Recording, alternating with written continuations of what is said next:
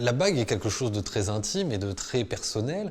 C'est des objets qui peuvent vous symboliser. Et en fait, cette collection, chaque bague, raconte une petite histoire, un petit morceau de Yves.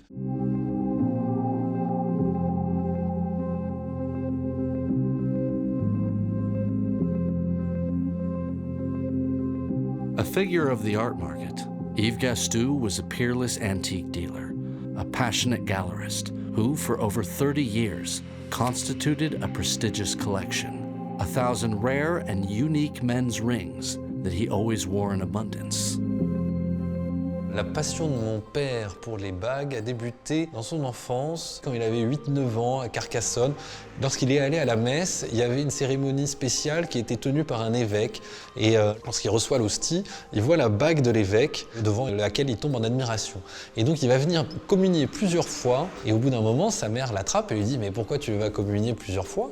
Et il lui dit « Mais maman, le monsieur a une si belle bague. » Et en fait, il communiait plusieurs fois pour regarder et revoir cette bague qui l'a fasciné et qui a dû marquer son regard d'enfant quand il était jeune.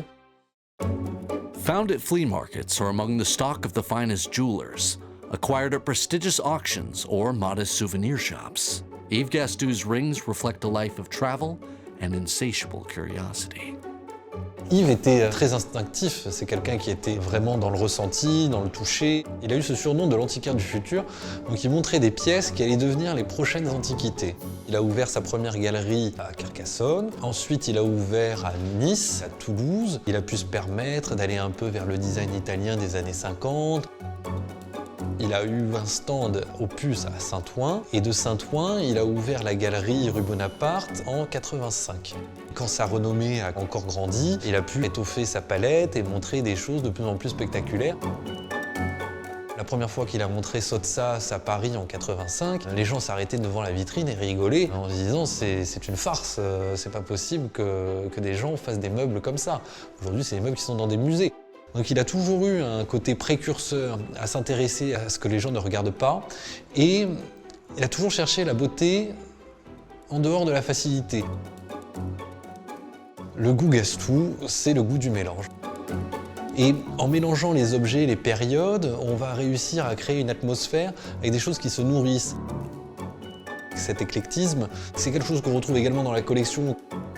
C'est vraiment la bague d'homme dans toute sa diversité. Des bagues très précieuses, des bagues très simples, d'autres très chères, d'autres pas chères du tout.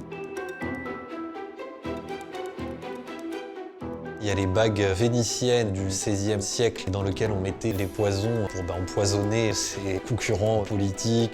Les bagues des mains de France qui étaient les messagers du roi. Derrière, il y avait deux mains qui s'entrelaçaient et on pouvait ouvrir les mains dans lesquelles il y avait une capsule de cyanure. Et quand le messager était attrapé par les ennemis, il aspirait sa capsule de cyanure.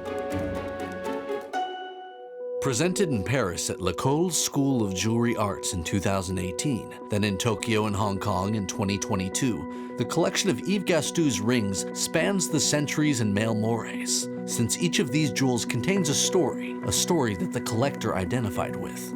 Cette collection de bagues reflète mon père pour plusieurs raisons.